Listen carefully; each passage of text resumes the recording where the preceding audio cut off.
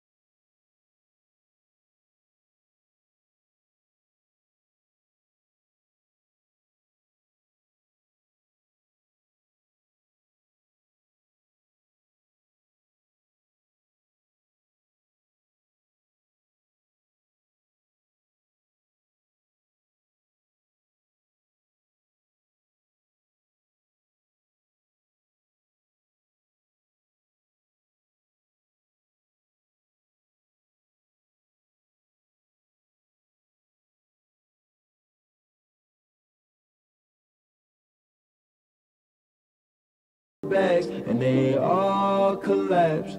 I rubber band a bunch of $1,000.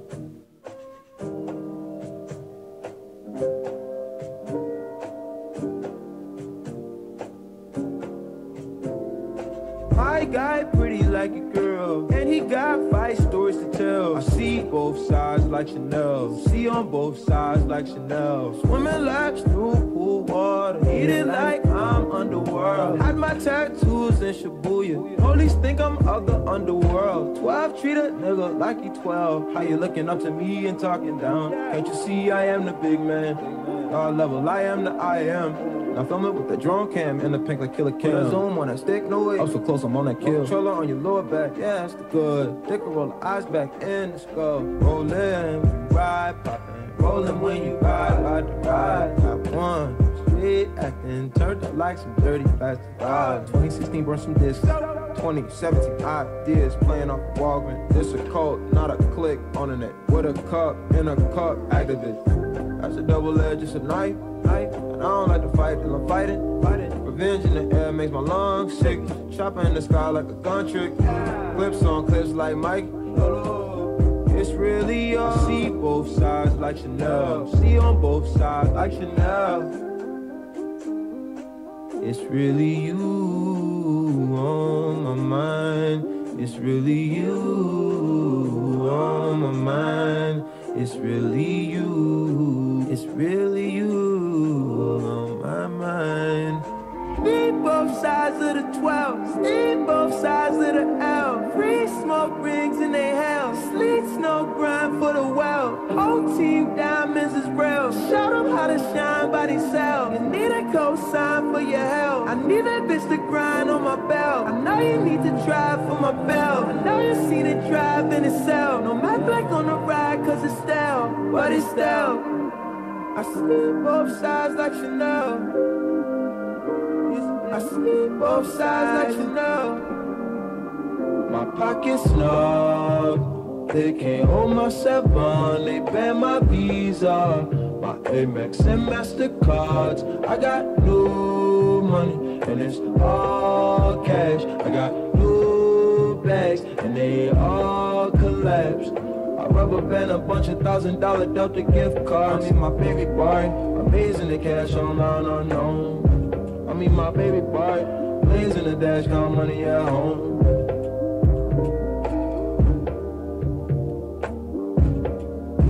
My pocket's snug. They can't hold my 7. They ban my Visa, my Amex and MasterCards. I got new money and it's all cash. I got new bags and they all collapse. I rubber band a bunch of $1,000 Delta gift cards. I mean my baby boy, amazing the cash online unknown. I mean my baby boy, blazing the dash, count money at home.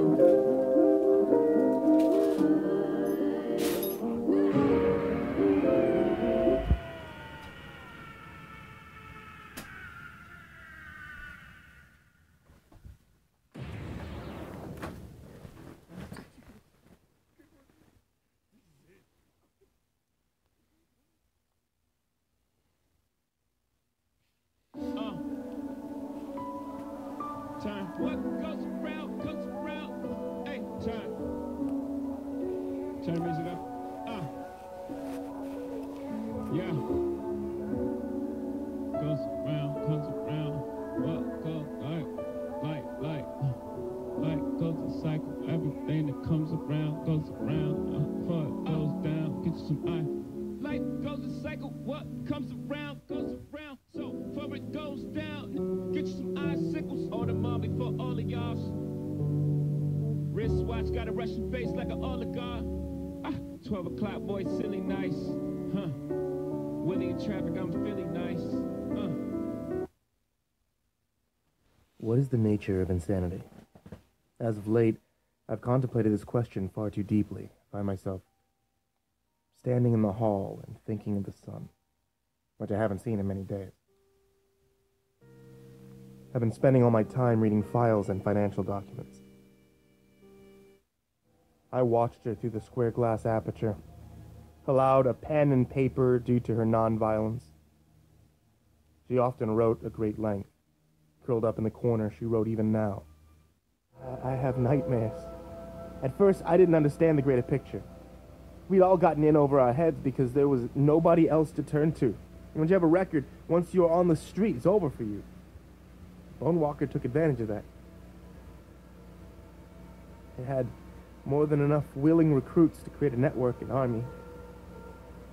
Took a lot of whispered conversations with the slaves to figure out that we were part of something far more disturbing than just our own private hells. Our master wasn't the worst thing out there. So we were the good guys, fighting the good fight by any means necessary. Can you imagine that? It just wasn't good for us personally because both society and the Bone Walker viewed us as expendable. You know why I'm in this bed? Why I'm so depressed? Think about it. If I was afraid of dying at any moment, I'd live it up. I wouldn't sit here in this room alone, no. Just the opposite. Bone Walker's dead, man. It's not coming back. That idiot killed it. I imagine doing it that way sometimes, crushing it up in a pile of treated bones so it wouldn't know which way it was out. So it'd get torn up as the bone shattered. And great minds think alike, right? But when I figured out what was really going on, I was glad for... What? I asked, interrupting. What's going on? You mean you don't know? He froze, staring at me with trembling eyes. His pupils drifted left in slow motion, full of dismay and apprehension. I've said too much, I'm sorry. He resumed, staring at the wall, ignoring my further attempts to prompt him. At first, I was angry that he didn't just tell me what was going on, but then I thought better of it. For a moment there, I'd actually believed him. I'd let his story become real to me. I was taking too many risks with my own mind. No, the Bone Walker could not be real. His addiction was, though. The underbelly, the criminal acts, all of it, that was the kernel of truth I would take from his story. I hinted at larger picture, an air of desperation, and bad choices. He fit the pattern now. Staring in that hallway, I couldn't help.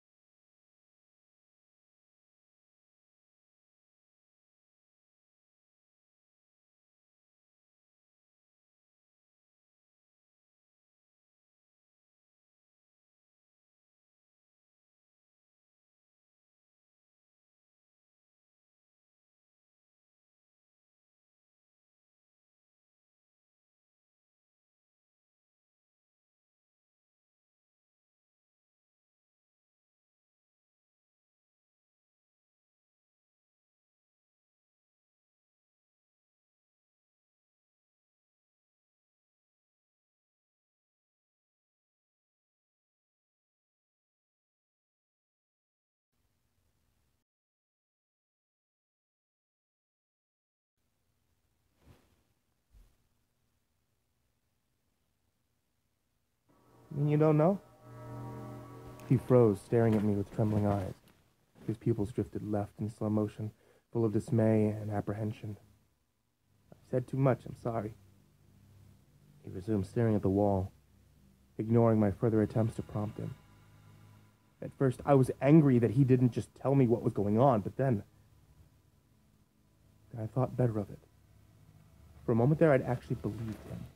I'd let his story become real to me. I was taking too many risks with my own mind. No, the Bone Walker could not be real. His addiction was, though. The underbelly, the criminal acts, all of it, that was the kernel of truth I would take from his story. I hinted at larger picture, an air of desperation, and bad choices. He fit the pattern now. Staring in that hallway, I couldn't help but stare down one wall and back up the other. Every single door imprisoned a patient who had chosen their way into madness and despair. Their own needs, taken to the extreme, had ruined them all. I didn't know what it meant, not yet, but it was a major red flag. Actually, I walked to the end of the hall, nodded at Mabel as she passed, no harm done from yesterday's temporary drugging, thankfully, and I halted outside of one door I hadn't tried. I watched her through the square glass aperture, allowed a pen and paper due to her nonviolence.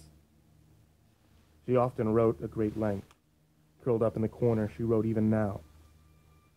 She was one of the few patients who I had no story for, no testimony. For politeness' sake, I knocked. "Come in," she called. She continued writing as I entered.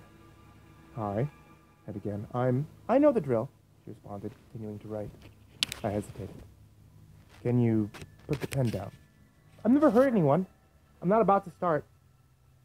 Accepting her statement, but still apprehensive, I kneeled down.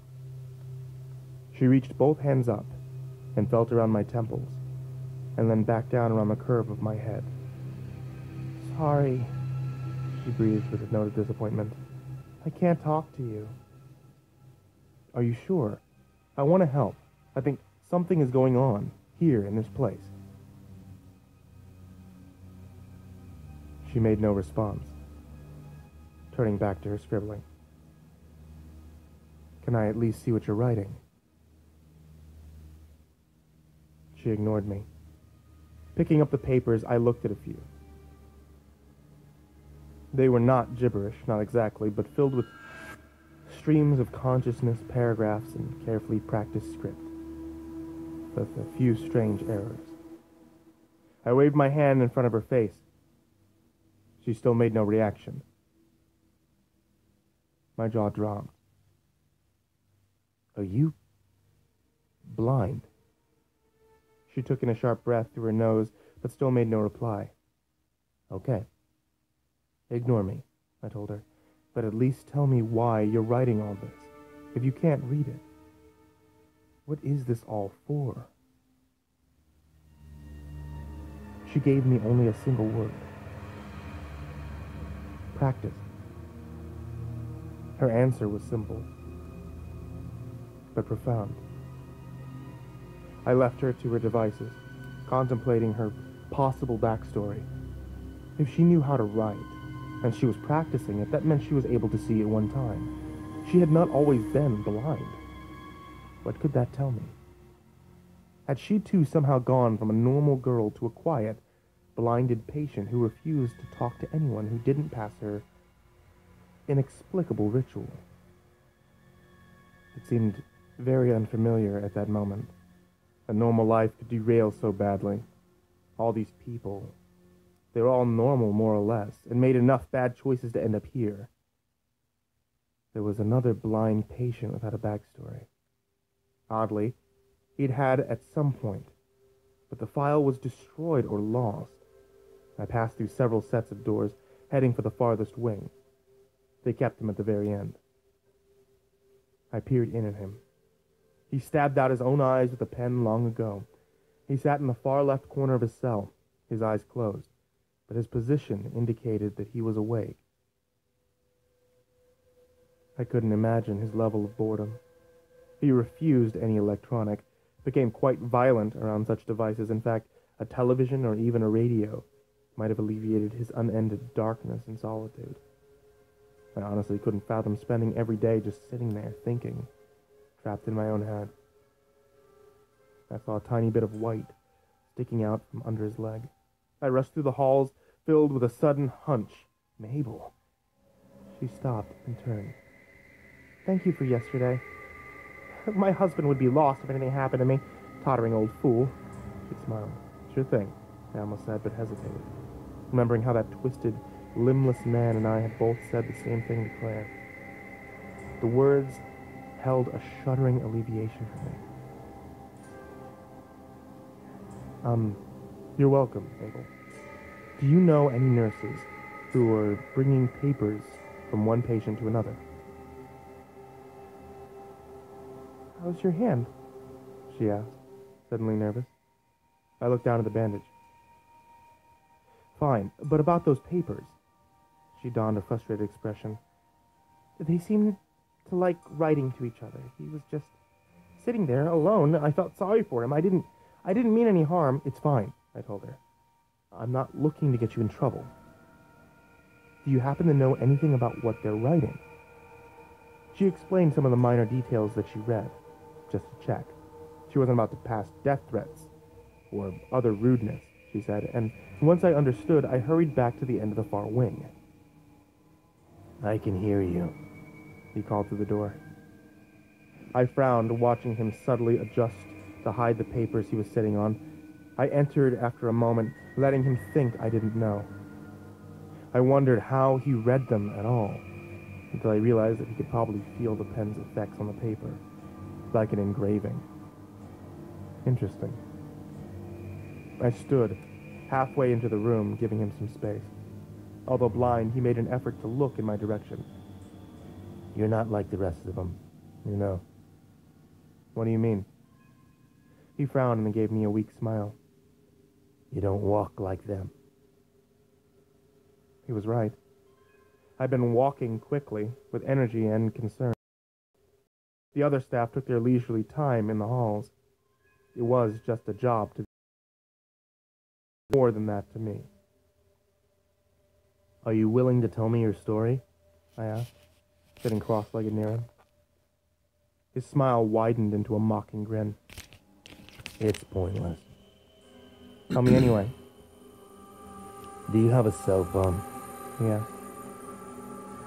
I shook my head, but then realized he couldn't see the motion. No. It could interfere with medical equipment. A pager? I looked at my belt. No. I lied. Good. Good. Been having headaches lately, friend?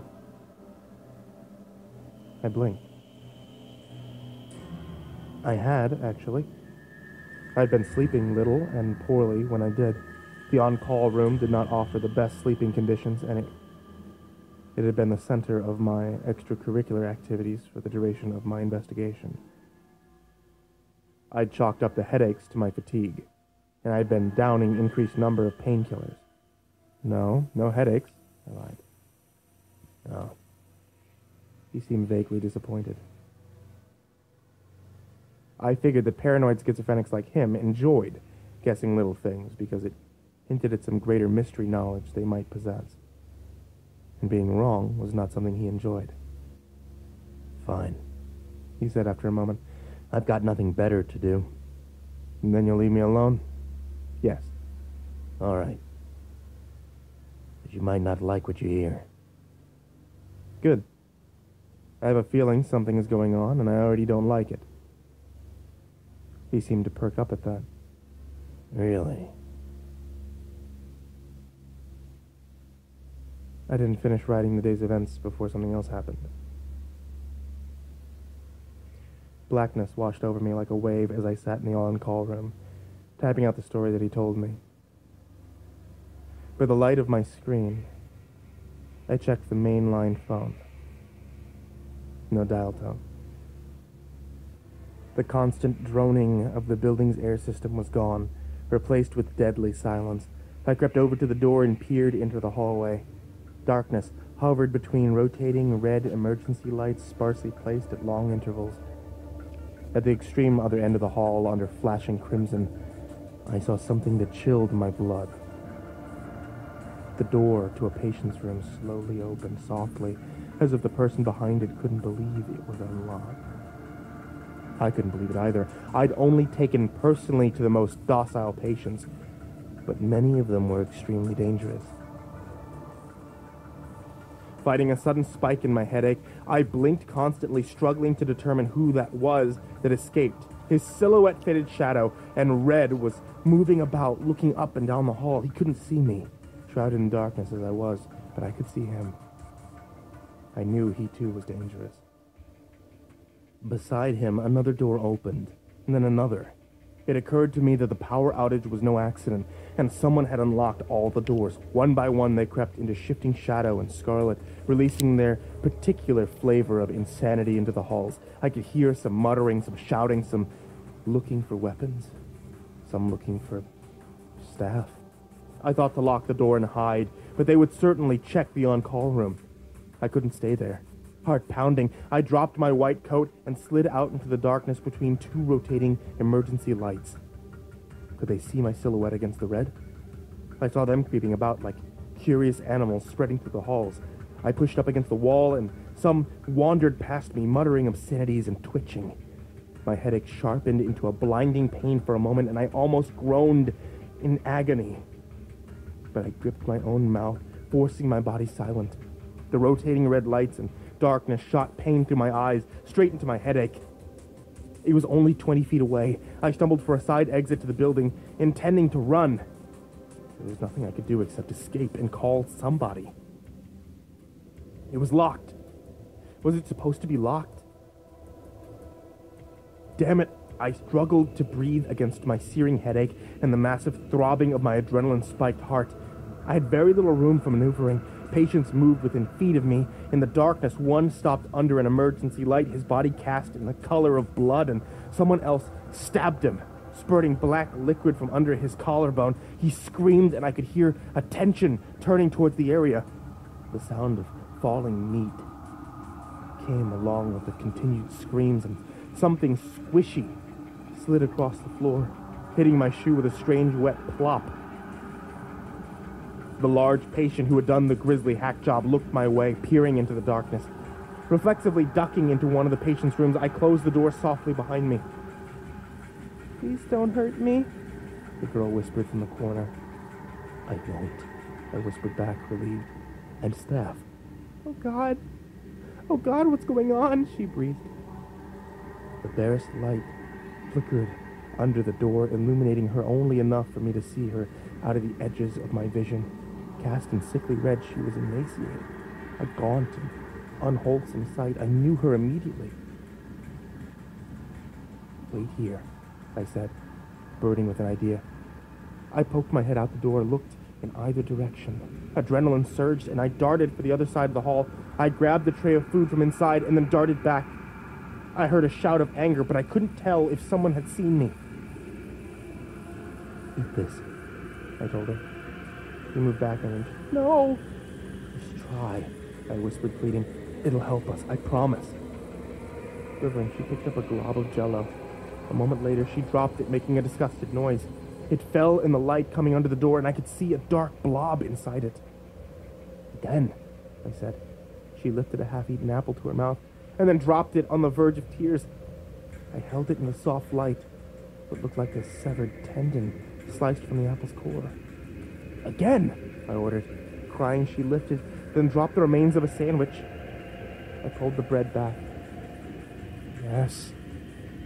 I took our discovery, stripped of its strenuous tissue, and snapped it in half. She gave a sobbing laugh. In the scant red light, I held up a 2-finger-length fragment of bone, both wickedly jagged, both still slick with gristle.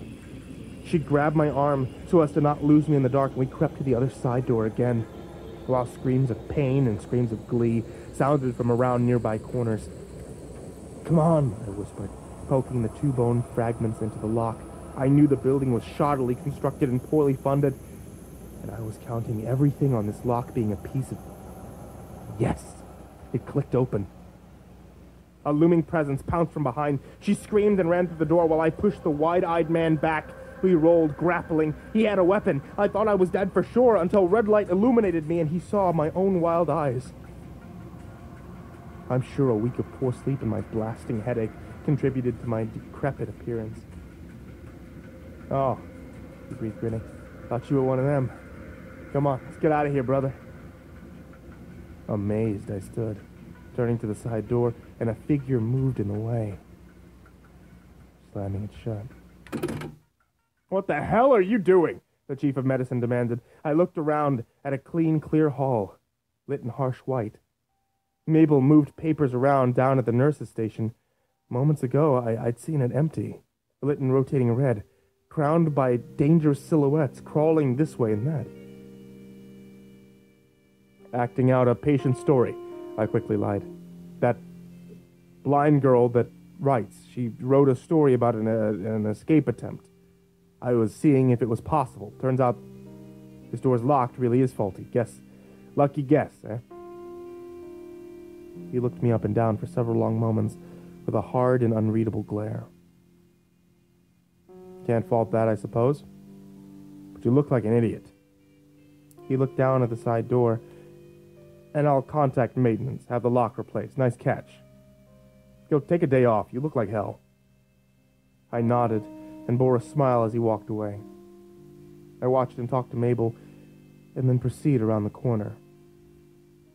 Strange that I could hear distant screams in the halls, each being cut off one by one, as if the surreal delusion was taking its good time fading from my mind. What the hell had just happened?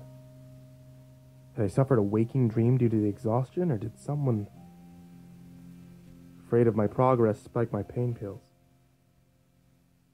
Dumbfounded, I wandered back to the on-call room, finding my white coat on the floor and my laptop unharmed. Was I losing my mind? I couldn't help but notice that I now fit the pattern that every other patient here had fallen into. Not so far gone as them, but certainly working my way there. The only difference seemed to be that I had real evidence and a real pattern. Something terrible was really happening. But was that the same way they'd all felt? I felt no small irony that this fifth account is my own. I do have one advantage, though. I'm aware of the pattern, have all their tales to help me.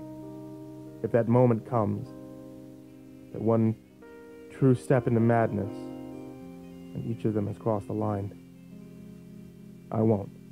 I promise myself that. You can't have an objective view of the larger picture and go insane. That's what I believe. The two are mutually exclusive. But I won't stop. Not now. That last tale out. And haven't even been able to fully process yet. It's disturbing. It fits. I think I'm on the verge of understanding the implications behind the patterns, even though I'm not sure I want to. I did take a break to clear my mind. As I walked the halls, digging through my apparently faulty memory for any clues about what had really happened during my delusional episode, two things jumped out at me. My headache was gone. And so was that emaciated girl.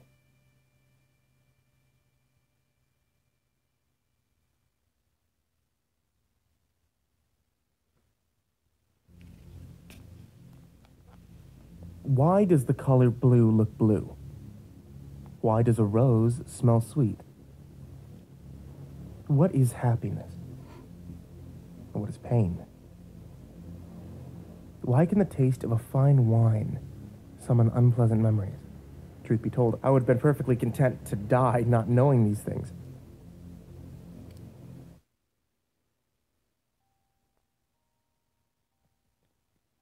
There's a certain allure and enjoyment of the game itself. Win or lose, you're still playing, still making move and countermove, full of energy and action. Throughout there's a sense of importance that no other activity can really match. The game is the game. But now it's over. And I'll admit, I'll miss the feeling. Although having the horrible truth, possessing it, and holding it close like a prized treasure, the truth can almost replace that feeling. I won. I felt that I was on the path to victory once I calmed down from my delusion about the patients escaping. I realized that I had quite a few cards in my hand to be played. My unknown opponent had made a mistake somewhere and allowed me far too many leads. The first, the girl I helped escape during my delusion, was nowhere to be found. Her room was empty, and her file was deleted.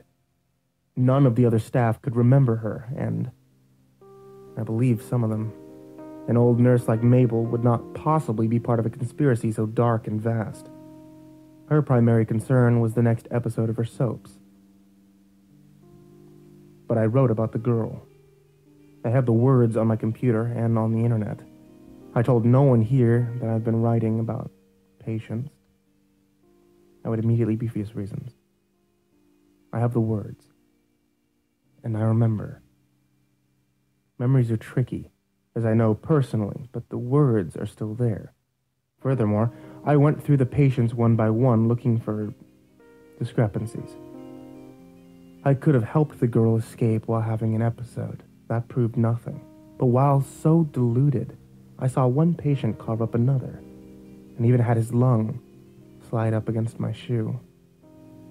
The murdered patients were missing, too. At that point, I had a few logical choices to consider about my opponent.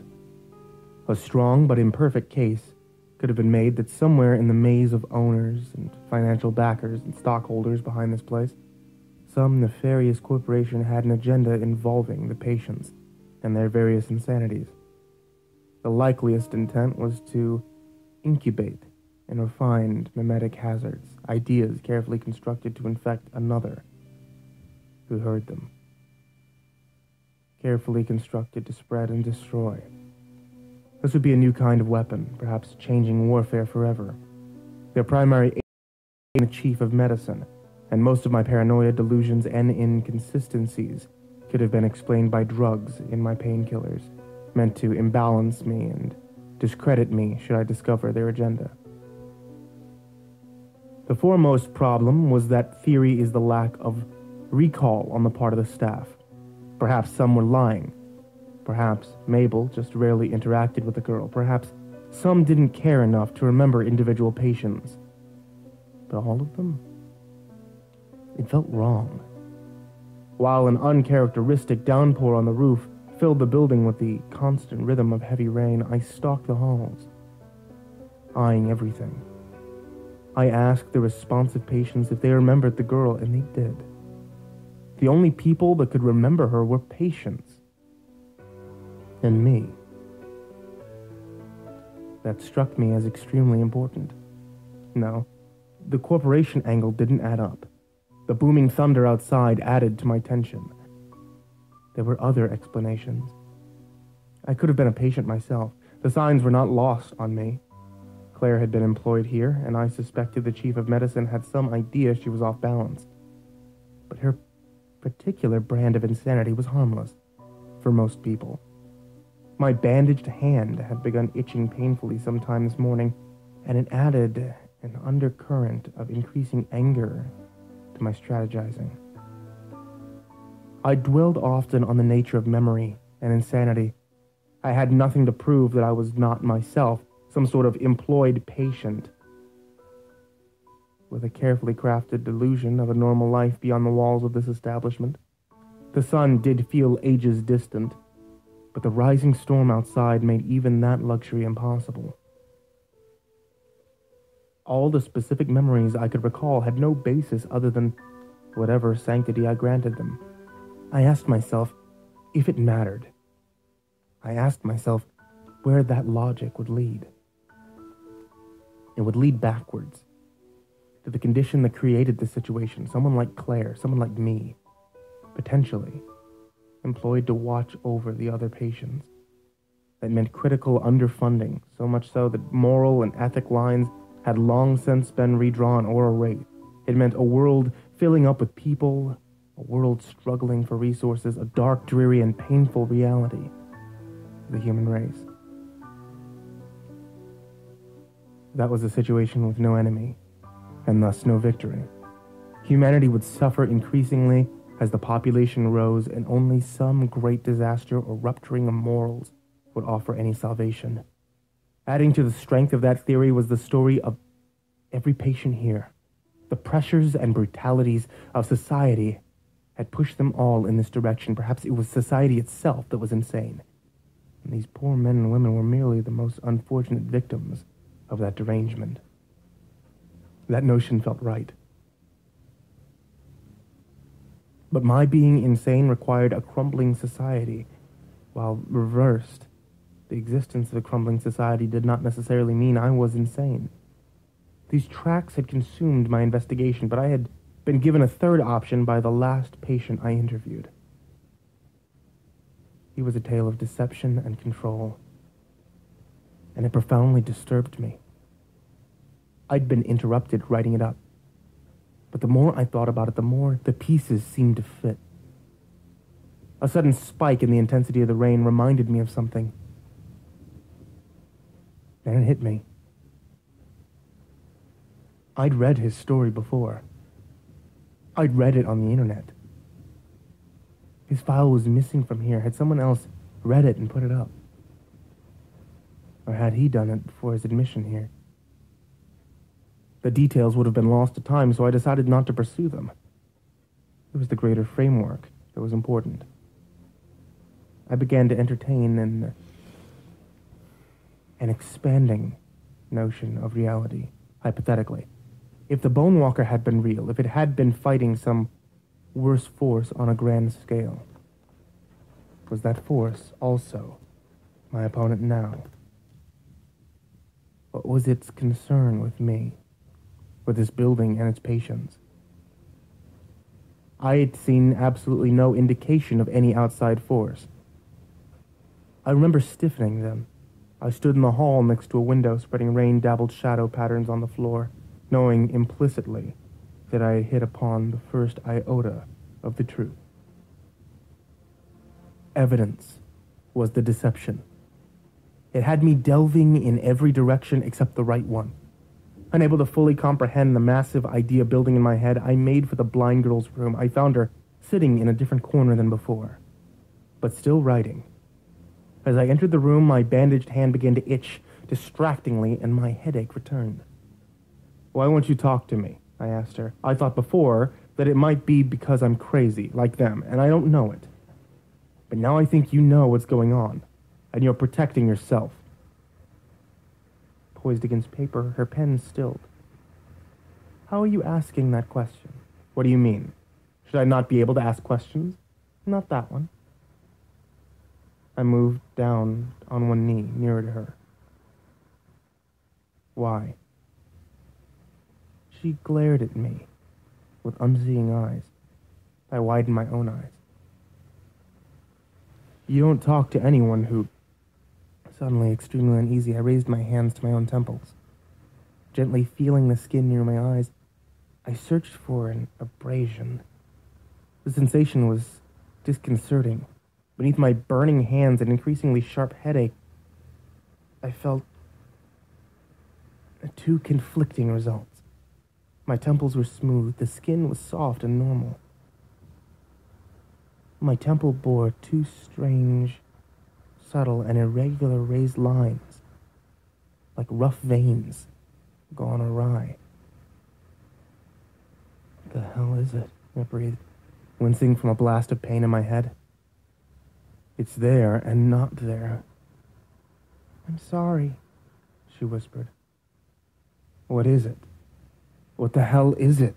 I forced out, my face screwed up from continually rising pain that approached a crescendo that threatened to knock me unconscious.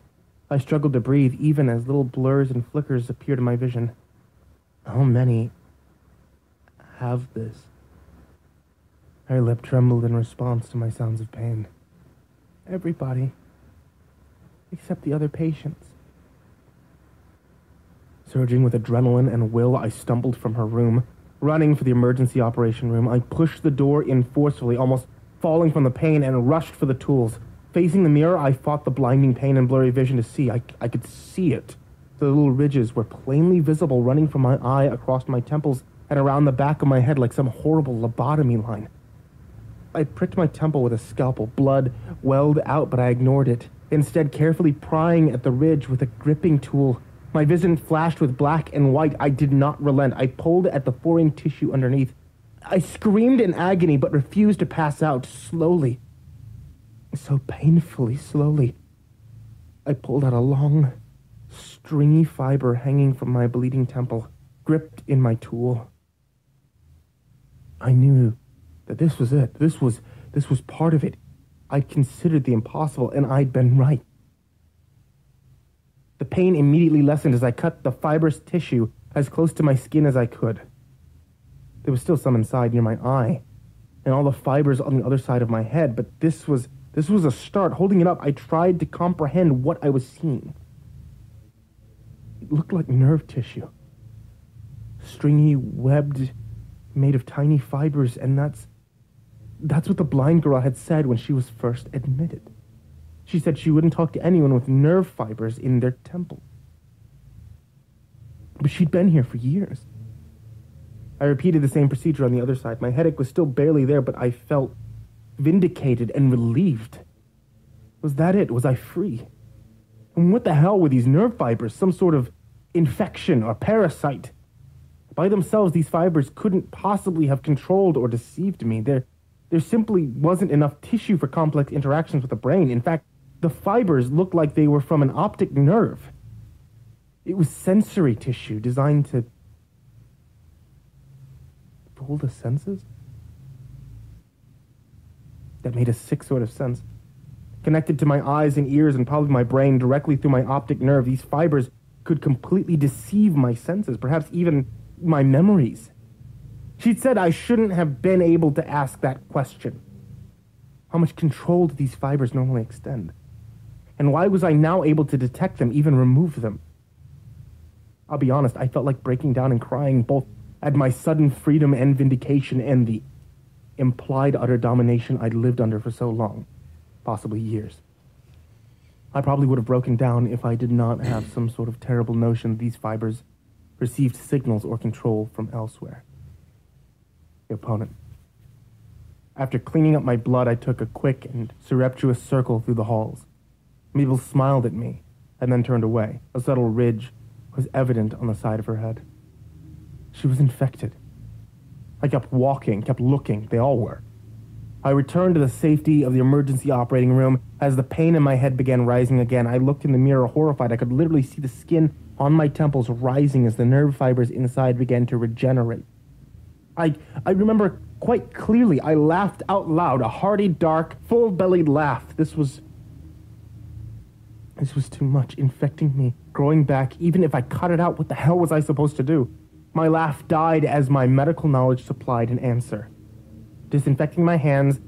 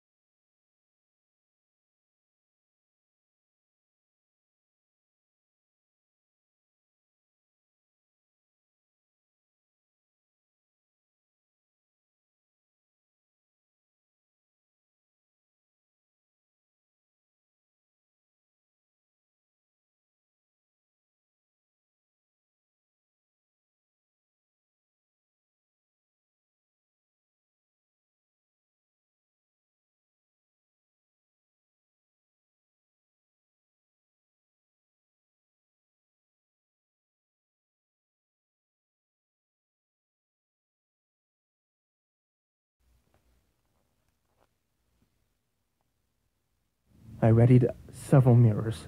I had no painkillers because I couldn't risk dulling my amateur surgical ability. Breathing hard, surging with adrenaline, I placed a separation tool inside my eyelid and ratcheted them open. I steeled myself against what I was about to do. My eye slid out more easily than I expected. Just an inch or two, just enough to keep the optic nerve at tension. Frozen with unbelievable discomfort and pain, the likes of which that I'd never imagined, I brought the scalpel up, carefully cutting away at the connected foreign nerve fibers. 5 breaths, 10, 20. I took as long as I could stand it, carefully severing the connections at the base. My animal mind screamed incessantly at my head. I could see my own eye out of my head, see a bundle of blood vessels and nerves connecting it, but I fought the impulse to panic. I pulled the rest of the nerve fibers out through the side of my eye socket. They came quite easily from that direction, and then, incredibly, I was done. I carefully took my eye between my gloved fingers and slid it back in. It took 5 minutes to calm myself, to test my eye, to let my panic subside, and then I did the other eye. By the time I finished, my headache was gone. The nerve fibers did not regenerate. I'd gotten them all. For an hour, I lay in that room, enjoying my freedom, thinking, breathing, calming. Where did these nerve fibers come from? There was unmistakably a will behind the ongoing deception. Who was it? What was it? Deception would not have worked against the Bonewalker slaves. They didn't know the reasons behind their actions. They simply followed its order on the threat of death, and the patients were free of the fibers, but why? The illuminating realization struck me that the reason was quite possibly the same as it might have been for society. Containment. The people here were dangerous, and their insanities even more so. Maybe all the explanations shared a common thread. The world was dark and grim, growing overpopulated, as my mentor had said, creating increasingly virulent and dangerous insanities on the sheer weight of numbers and probability, and maybe this other force, whatever had infected people with nerve fibers and used deception for some purpose, the next step was obvious. I wouldn't want my nerve fibers connected to a brain full of delusion and virtuous ideas. I wouldn't want those ideas broadcasting through my network of nerve fibers-controlled slaves, infecting them, ruining them, destroying them, and possibly freeing them. I was losing my mind. I knew it then, quite certainly. The painkillers, the exhaustion, the obsession. I'd let the other patients' delusions get to me, regarding their ideas as increasingly real, and there I was, free. That was why I could now see the nerve fibers, why they constricted around my skull, why they fought me at every step. It was ironic, really. The doctor becoming the patient, growing insanity, bringing reality. My stories were on the internet. His story, the male patient that had stabbed out his own eye, his story was on the internet. How was it that the opponent allowed such a thing to happen and spread? Was it the same notion that kept the patients here, contained and under control? It couldn't identify the ideas, couldn't regard them without understanding them and becoming infected. I laughed, often, alone in that room as the logical steps increasingly fell into place. There's no defense against an idea. I walked back into the hall a new man. I was free, and there was nothing the opponent could do. He could no longer regard me, no longer think of me. I must not exist to it, because to acknowledge me would be to think of me, and then understand me, and then become infected. I had the black and hilarious notion that the nerve fibers would probably have left me of their own accord at some point, and I allowed my descent into madness to continue. "What did you do to yourself?" the chief of medicine shouted. Seeing me from down the hall, I heard him call urgently for orderlies, but thunder obstructed his first shout, and I ran. The side door's lock had been fixed. Damn it, I used my keys, unlocking each door as I passed, releasing the patients. As a distraction, I heard the orderlies shouting and organizing somewhere nearby. I had a sudden idea as I passed the maintenance room. It was easier than I expected. I flipped the circuit breakers, and all the lights went out. As I emerged back into the hall, strangely at home, in darkness and rotating red emergency lights, the only sounds were the rain slamming against the roof and intermittent thunder. Strange. I'd imagined this. Or not imagined this the night before. No, this time there was rain. I grabbed my laptop from the on-call room, slung it over my shoulder in its bag, and ditched my white coat. I stuffed as many snacks from the vending machine in my bag as I could, promising to pay it back someday for the broken glass and the cost of what I took. The screams and grunts filled the shifting darkness. I could hear staff members shouting and trying to find one another. I could hear patients muttering, somebody screaming in pain. I smiled as I crept through the darkness. The confusion was working perfectly. Thunder shook the building as I approached the main door. The area was empty as the orderlies contended with the escaping patients. I was free. "Wait," he called. As I put my hand against the door, I could hear rain slicking the other side. "Don't do it." He was my mentor.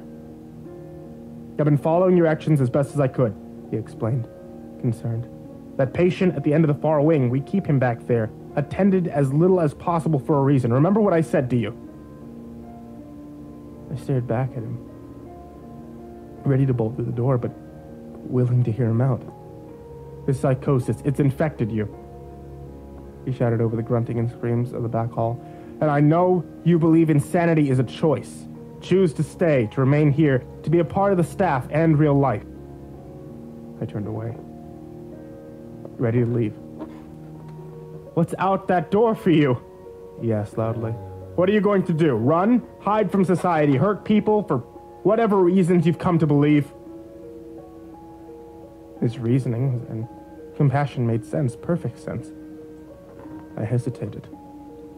Was I really that far gone? What if I did accept that reality?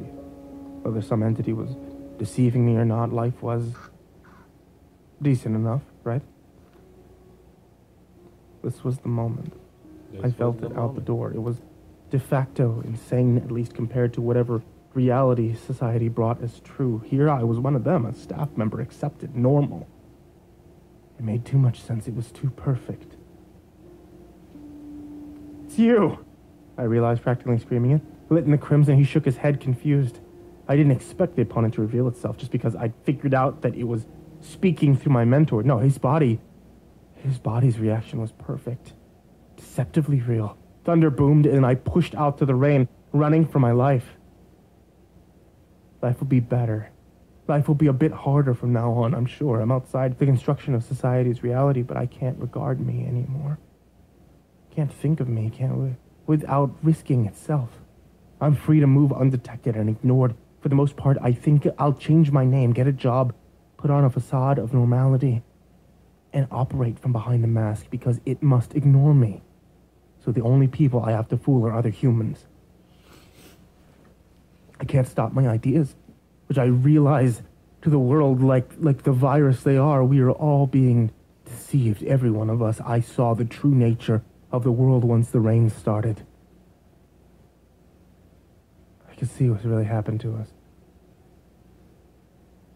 I was on a hill, outside the city when the clouds parted, and the blessed sun finally brought long-sought relief. I'd seen indications of the truth as I ran through the rain, but the darkness and water obscured the extent. I stood and looked down on the city. Growths hung high between buildings, street lamps and trees, thick ropey fibers, nerve fibers. It infested most everywhere, wrapped around the trappings of civilization like a strangling vine. I had a flash of understanding then. This infection's stretching the world over, most certainly. Nerves, neurons, brains, interconnected, deceived, a similar network to the internet itself. The entity may have begun as just an idea, a meme, a mutation somewhere, and spread from there, and now it was a massive parasite on humanity. I could feel its past influence on me now that it was gone, and I understood what it wanted. More. It wants more people, more brains, more stress, more consumption. It loves caffeine, it loves stimulants of any kind, but caffeine especially. It wants you to drive more, it wants you to eat more, it wants you to consume and reproduce it as it guides the human race towards some dark and unknown goal. While the pressure it creates humanity wants humanity's only needs sharpened to the extreme, crush whole swaths of people underfoot.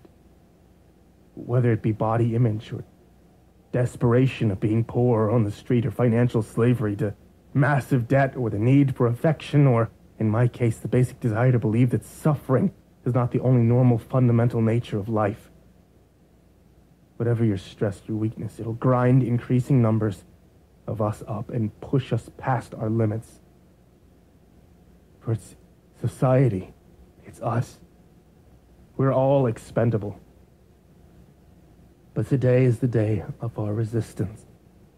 I post now from free wireless at a coffee shop, smiling at passers-by. The opponent cannot regard me, and everyone else is consumed in their own private struggles against society's extreme and rising pressures. They're all too stressed to notice that someone like me, someone insane as compared to society's reality, is still among them. After this post, I'll disappear, even from here, and no one will be the wiser. Don't worry. It's my life's work now.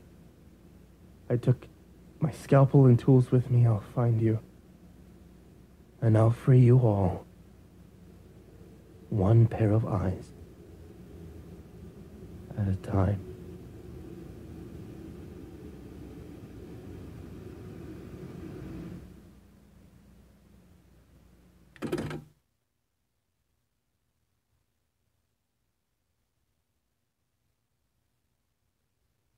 Hey there, kids. It's me, Mr. Creepypasta. Thanks for listening tonight, and before you go, I just wanted to remind you about the Creepypasta Collection Volume 2. It's the second book in our series featuring incredible authors like Michael Whitehouse, Creeps McPasta, and the lovely lady of the night, Madame Macabre.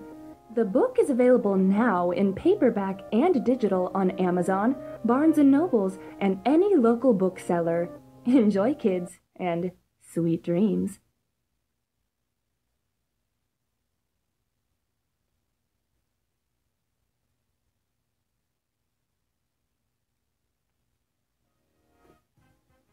Hey there, kids, it's me, Mr. Creepypasta, and I just want to talk to you frankly for just a second before we move on to tonight's story. So I know there's a lot of things that are surrounding YouTube lately about demonetization and how the horror community is taking a really big hit because it's becoming difficult for us to make this sustainable. And I just want all of you to know that at no point am I going to be ending my channel or ending the content that you guys are used to seeing because of that. Because this is what I love doing, and I feel like I owe it to all of you to continue doing it. That being said, with the demonetization and this really big hit to really disturbing content, here's a story from Unsettling Stories about a guy who fucks spiders into his wife.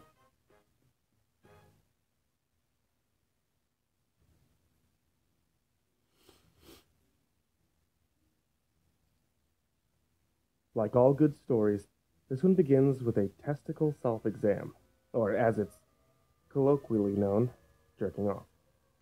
It was my last day in Guatemala, and I was sitting in the hotel, waiting to go to the airport, and abusing myself to help pass the time. Things were going as well as could be expected, until they, well, weren't. My left middle finger brushed up against a lump on my right testicle.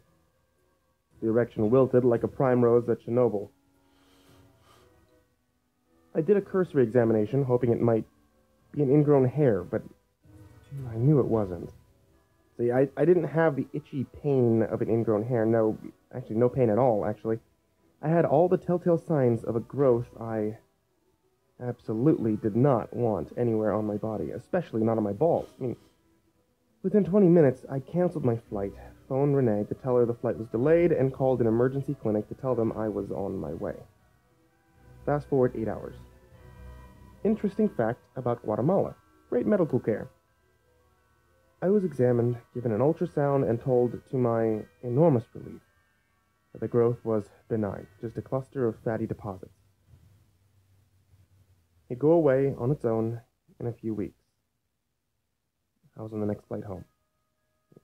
I got back to my house around 10 p.m. It'd been around 2 months since I'd seen my wife. Needless to say, we were both happy to see each other. I took a shower, scrubbed out the nooks and crannies, and did a bit of manscaping. The lump that had caused me so much stress only 24 hours earlier had already started to dissipate. There's a pretty good chance that Renee wouldn't even notice. I finished the process of making myself smell moderately fuckable and dried off and headed to the bedroom. Renee was waiting for me on the bed, and I could tell when I got home that there was a decent chance we'd be having a bit of fun. And I was right. I'll spare you the details, but it all went, according to our tried and true routine. Upper front pinching, lower front nibbling, lower rear licking, mouth-to-mouth slobbering, and genital-to-genital docking. 4 thrusts later, and I was wheezing, "Sorry, it's been a while," into her ear, and collapsing on top of her. I could tell Renee was stifling a laugh, as she told me not to worry about it. I rolled off her and stared at the ceiling, panting like a chain-smoking golden retriever, while I watched the rotation of the ceiling fan.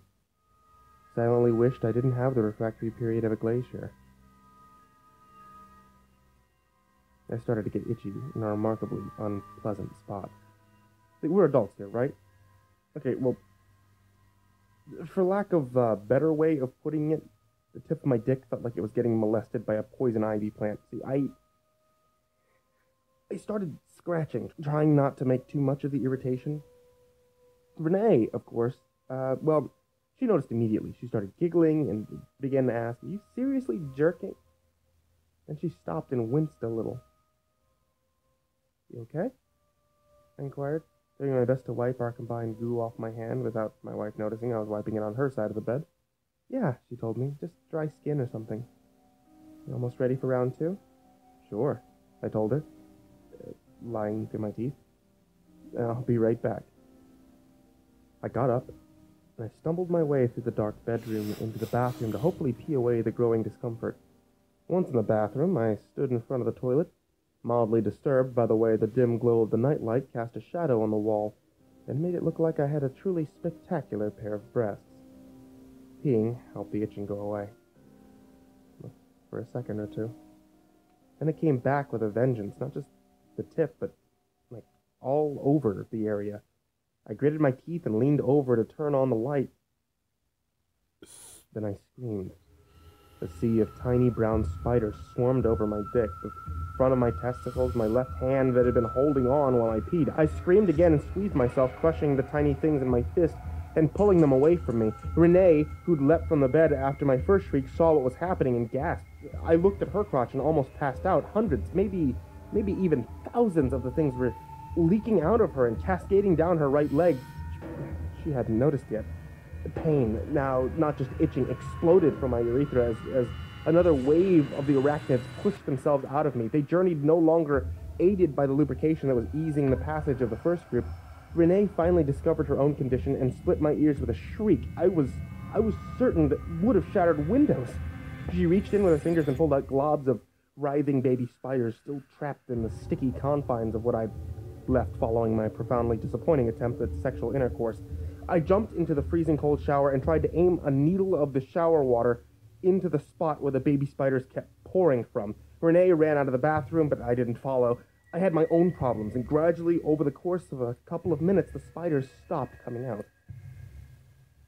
I turned off the water and ran to find my wife, and all I had to do was follow the drops of semen-trapped baby spiders. I found Renee in the kitchen, her right leg up on the counter, attempting to dredge the remaining creatures from her anatomy with the hose next to the sink. She glared at me. The floor was soaked, but I figured it wasn't a good time for me to tell her that. I mean, she probably knew. I offered to help, but she just told me to leave her alone. Another few spiders crawled out of my tiny flaccid dick. I asked if she was sure. She told me she was. An hour later, after the last of the arachnids was purged from our respective anatomies, we got into the car, went to the hospital, and Renee wasn't very happy. It was a pretty long ride, and we sat in silence, doing our best to forget what had happened. We weren't very successful. See, I felt terrible, and I tried to add some levity to the situation.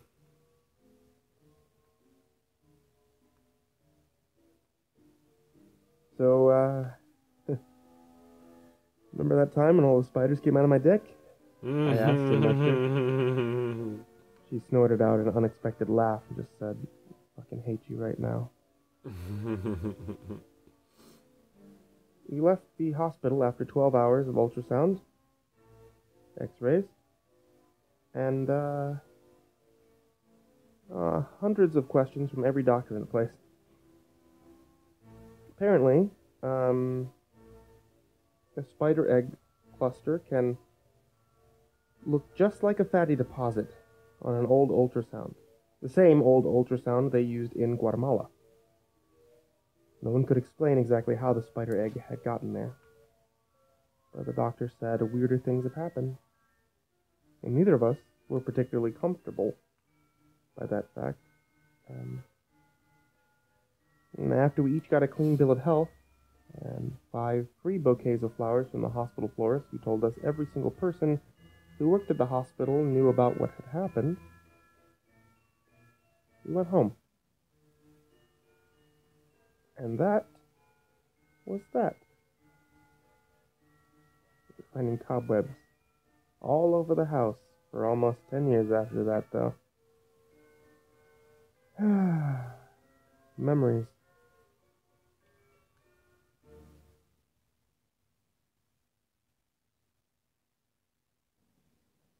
Hey there, kids. It's me, Mr. Creepypasta. You can certainly tell I am, because I sound like Mr. Creepypasta and not Tales of Tim. I wanted to take a second to tell you about the Creepypasta Collection Volume 1 and 2. Both are available now on Amazon, Barnes & Noble, or anywhere else you can find paperback books. You can find stories in there from Aaron Shotwell, Wellhay Productions, and, well, let's be honest, I'm sure you want to pick it up for the story from Tales of Tim. He's pretty great. Check it out if you get a chance. Thanks, kids, and sweet dreams. Cash me outside. How about that? I'm deceased.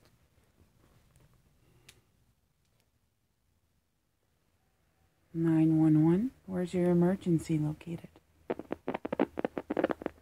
19821 Raymond Street, Phoenix, Arizona. Can you repeat that, sir? 19821 Raymond Street, Phoenix, Arizona. Okay, thank you. What is your emergency?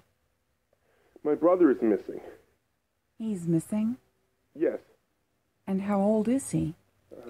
8. Okay, hon, what's your name? My name's Tyler. Okay, what's your last name, Tyler? Marmon. Okay, Tyler, and you said your brother's missing from your house? I think so. And what's your brother's name? Mike. Okay, and how long has Mike been missing? I don't know. Okay, Tyler, and how old are you? Oh, I'm 15. And are your parents at home? No. It's just my mom. She's not home now. And where's your dad, hon? I don't know. He doesn't live with us. Okay, I have an officer dispatched to you. Is there a gate code or anything else he needs to get to your house? No. Okay. Have you searched every room in the house for Mike?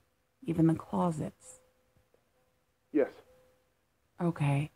And have you called his friend to see if he's with them? He doesn't really have any friends, just neighborhood kids. All right. How about Mike's school? Mike didn't go to school today. Okay. Was he sick? What's that, hon? Yes. He was sick?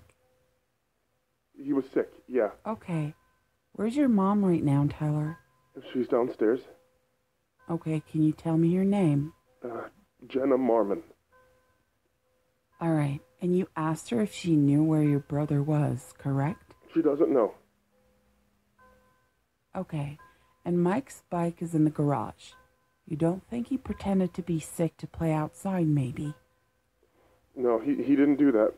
Okay, and you're sure of that? Yes. Okay, Tyler.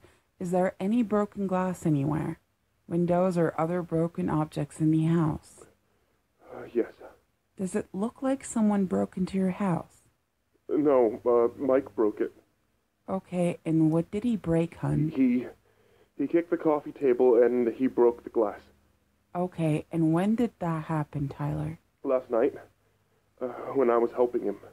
Okay, was there an altercation last night? Yeah, he was sick and I was helping him, but he didn't want me to. Okay, what were you doing to help your brother, Tyler? I was trying to get an evil spirit out of him. What the An heck? evil spirit? It was sort of like a demon. It's been possessing him for almost a month, but this, it got hold of him. He was saying bad things about me and my mom. You think Mike is possessed by an evil spirit? Yeah, he and my mom both were. Why did you think your mom was possessed, Tyler? Because she would do sins to me, do sinful things to me. It wasn't her fault. It was the demons inside her. That's how Mike knew about it. I decided to save them. Mike broke the table when I was trying to get it out. And how did you do that? I cut the demons out. You did what, hon? I cut the demons out. Tyler, are there any guns in the house? No. Okay, I want you to go look out the window. Do you see any police cars or hear any sirens? No. Can you ask them to hurry? I'm scared. They're coming as fast as they can, hon. I promise. I just need you to stay calm. Okay. So how did you cut the demons out, Tyler? Their Stab heads. them in the heart. Through their heads? Oh, Yeah, it's death. the only way to save them. Okay, and you cut them on their heads. Yeah. Now my brother's gone. And where is your mom, Tyler? She's She still did. downstairs. Okay. And upstairs. Kind of. Can you clarify what you mean? Yeah, her body is downstairs in the basement. Her head is upstairs in the kitchen. You cut your mom's head off? Yeah. To save her. There was a demon in her, and that's the only way to get it out. Okay, do you have any weapons on your person, Tyler? No. Okay, when the police get there, I need you to raise your arms over your head when you come outside. Okay. Did you cut your brother too? Yeah. And he survived? No. No, he died too. Okay, but his body is missing? Yeah. Is it possible he survived and ran away? No, he died. Okay, Tyler. But he must have come back again.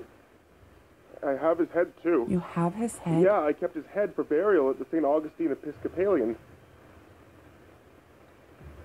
They're in the kitchen. I'm in my room right now. So, But Tyler... his body isn't in the basement anymore. It's missing. It was there when I went to sleep, but now it's gone. But my mom's is still down there, though. Okay, help is on the way, Tyler. Okay, hurry. I don't know where he went. The officers will find your brother, Tyler. Someone's knocking on my door. Okay, remember to keep your hands raised when the officer enters. No, they're knocking on my bedroom door. And there's someone in the house with you? Just my brother. You think your brother is knocking on the bedroom door? Yeah, I think he's mad at what I did. Okay, don't I'm not open gonna the open door. it. The officers will be there any minute. He's putting his fingers under my door. Okay, Tyler, hang His on. fingers are gray. Can you make them come faster? They're coming as fast as they can, honey. I promise. Help is coming for you. Just remember to do everything on the my door. officer... He's gonna come in and... Are they here yet? I don't hear any sirens. I'm scared. Just hold on, I'm too scared Tyler. to hold the knob. I don't want to go Okay, over there. hon, just listen to my voice. Can you tell me if you take Okay, any what should I medication? do? What should I do? He's coming in. No, go Okay, away. No, help me. Okay, help. God. Tyler? No. Tyler? Tyler? Tyler? Tyler? Tyler? Oh, this one's spooky. I like this one. This one's nice.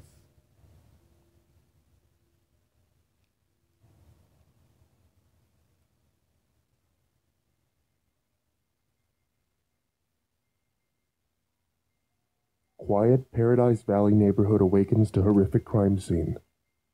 Phoenix, Arizona, January 9th, 2015.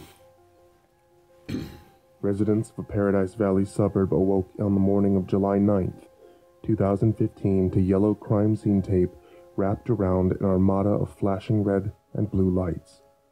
The local enforcement attention was held by a small, unassuming house on the corner of Raymond and 24th Place, a house owned by Jennifer Marmon, where she lived with her two children, 15-year-old Tyler Marmon and 8-year-old Michael Marmon.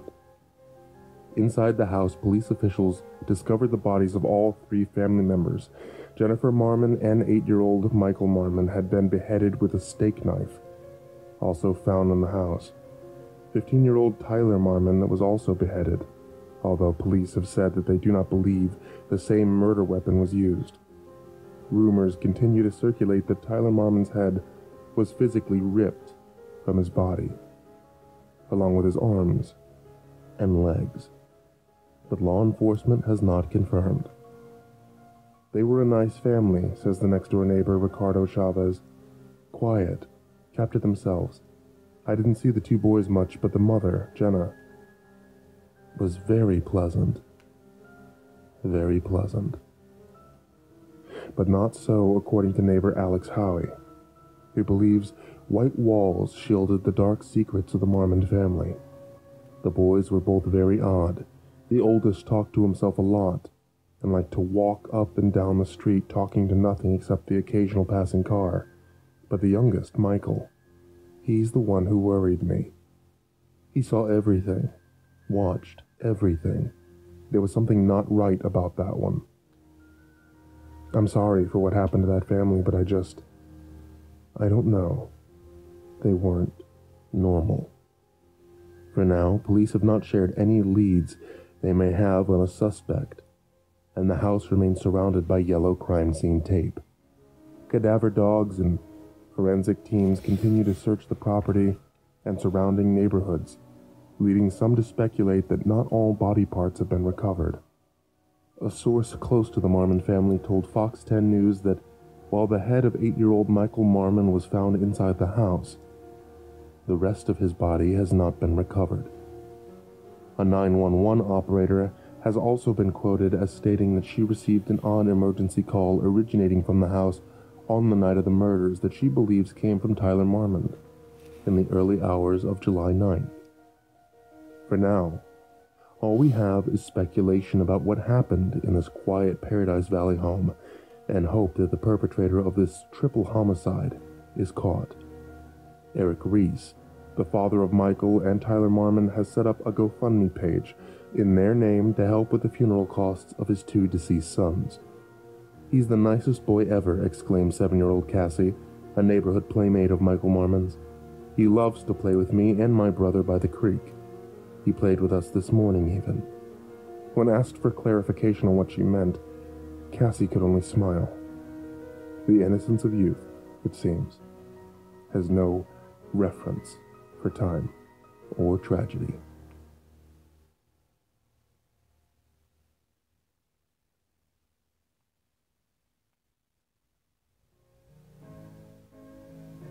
Hey there kids, it's me, Mr. Creepypasta. You can tell from my voice that there's no way I could possibly be anyone else. Before you move on to the next story, I wanted to take a moment to tell you about the Creepypasta Collection Volume 2. It's available on Amazon, Barnes & Nobles, or anywhere you can go in and get a book. Plus, it features great authors like Aaron Shotwell, Bleeding Heart Works, and Christopher Maxim.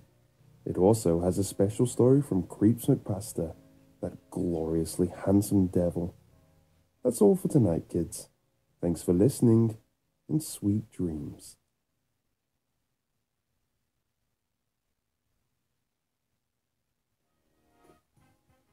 Hey there kids, it's me, Mr. Creepypasta, and I just want to talk to you frankly for just a second before we move on to tonight's story. So I know there's a lot of things that are surrounding YouTube lately about demonetization and how the horror community is taking a really big hit because it's becoming difficult for us to make this sustainable. And I just want all of you to know that at no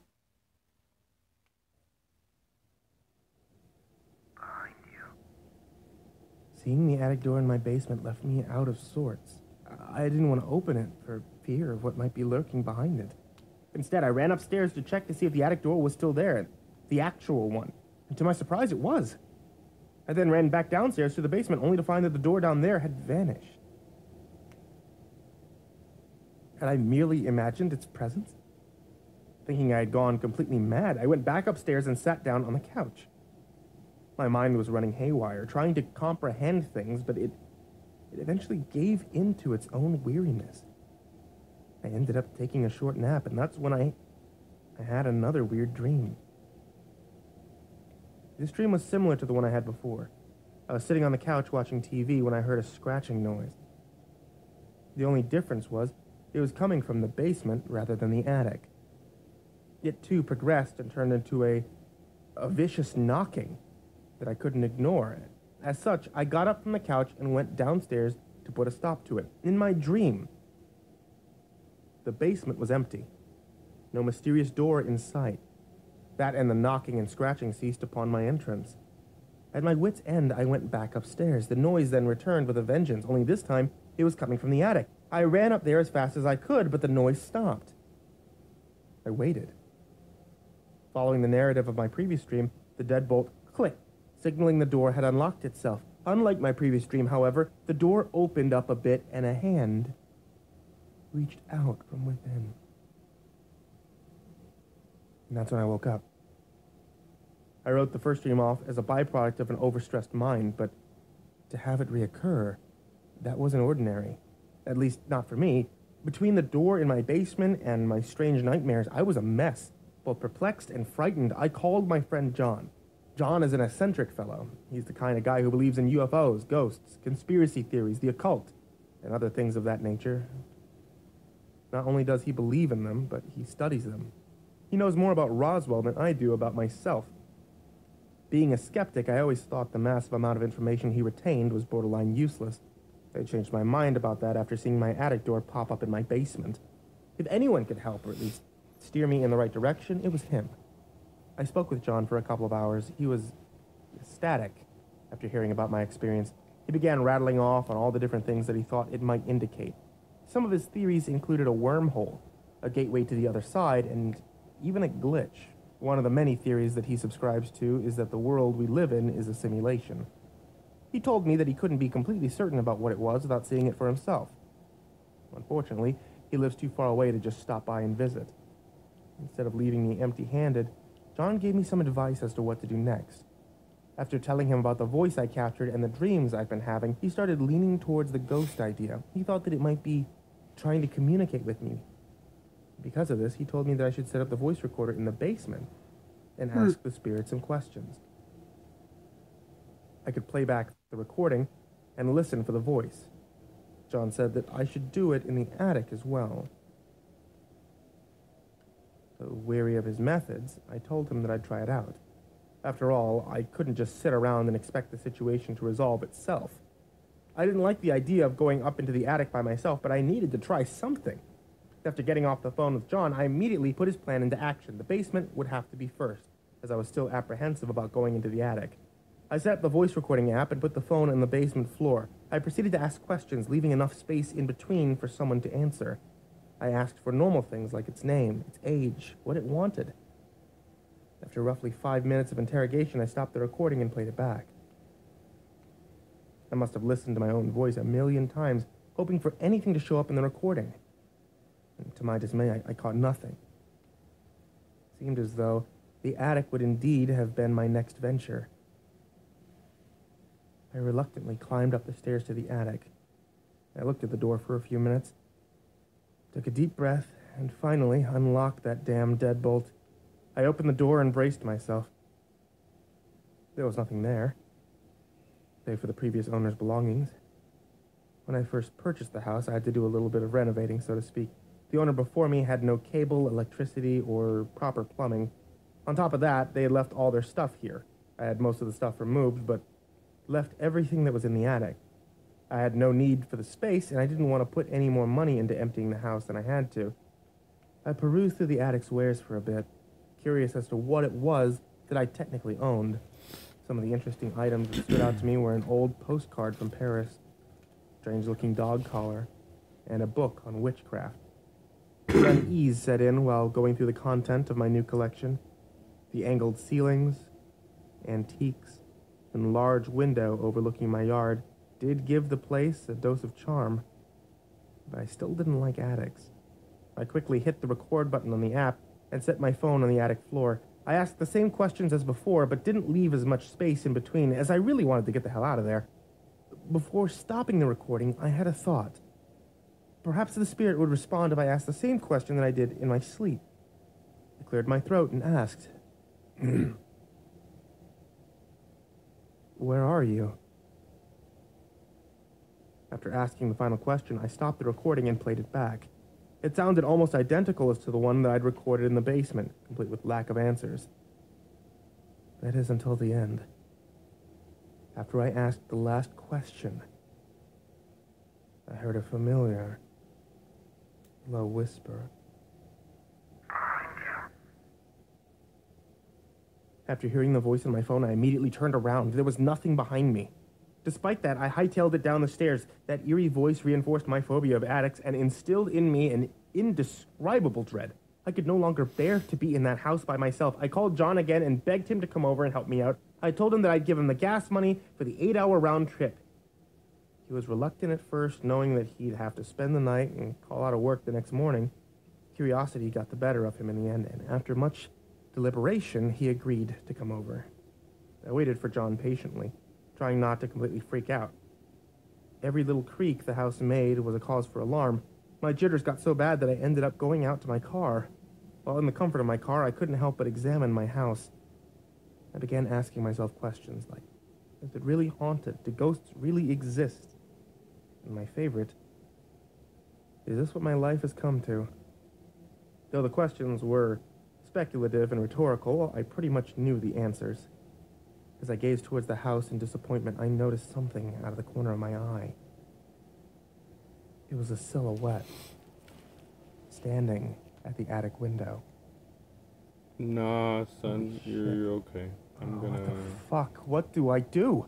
Those were the only retorts that crossed my mind after seeing the shadowy figure. After a few moments of private contemplation, the figure stepped back from the window, completely out of sight. I sat and pondered about it for a few minutes after its departure. In a moment of bravery, I chose to go back in the house and up the attic. Crazy, I know.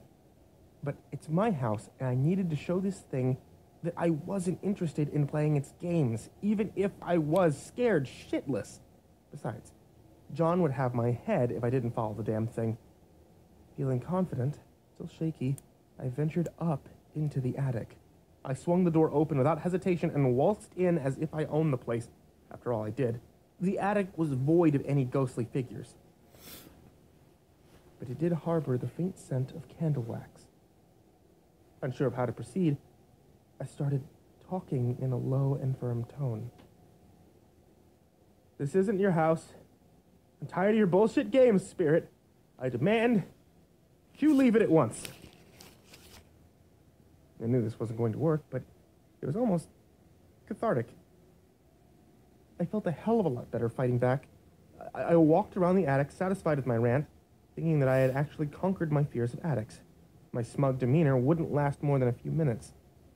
Soon after I spoke, a gust of wind blew through the attic and hit me like a bus, nearly knocking me over. I knew it was the ghost's doing. I tried to stand my ground, but I was pretty damn frightened at that point. I watched as everything in the attic flew about, creating a tornado of mementos and keepsakes. I was about to retreat when I noticed something that hadn't budged an inch. It was the book on witchcraft that I'd seen before. Upon noticing it, the wind inexplicably stopped and everything fell to the floor at once. I walked over to the book, curious as to why it remained stationary, and as I did, the book opened up on its own. It was startling, but I somehow sensed no malice. I was coming around to the fact that the ghost might really be trying to communicate with me. The page the book landed on was a spell.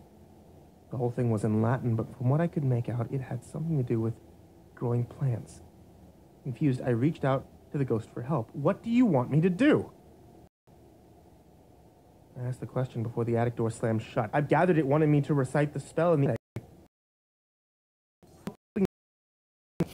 And before I could read the book, my phone went off. The text from John. So sorry I can't make it out there. My boss won't give me the day off tomorrow, and I'm not sure my car will make it there and back. It desperately needs new tires, and I won't be able to buy those until Friday. Give me a call back then, and I'll see what I can do. Good luck. Even though I wasn't freaking out anymore, it was still nice knowing that someone was on their way to my house, just in case things went sour.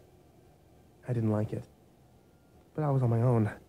I accepted this and turned my attention back to the book. It was time to deliver the spell. I cleared my throat and began reciting the spell from the book.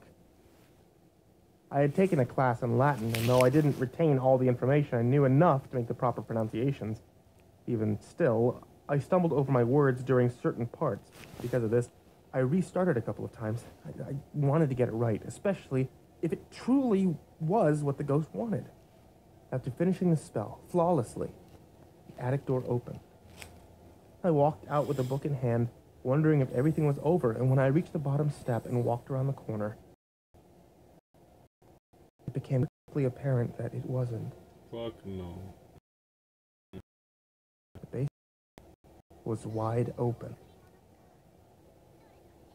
I was in uncharted territory, taking orders from a ghost, but I hoped I was following along all right.